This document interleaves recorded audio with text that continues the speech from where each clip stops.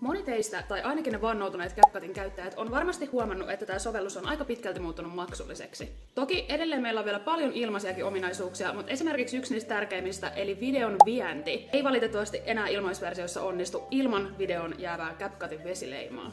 Tätä vesileimaahan pystyy siirtämään kulmasta toiseen, mutta kokonaan sen saa pois ainoastaan Pro-tilauksella. No, kannattaako tästä Pro-tilauksesta sitten maksaa? Mä oon sitä mieltä, että jos sä oot jo vankka CapCutin käyttäjä ja sä käytät sun videoissa paljon erilaisia elementtejä, niin kyllä silloin se kannattaa. Pro-tilaajille aukeaa nimittäin paljon laajempi kattaus erilaisia siirtymiä, animaatioita, tehosteita ja paljon muita ominaisuuksia. Puhumattakaan sitten vielä tekoälyn avuista.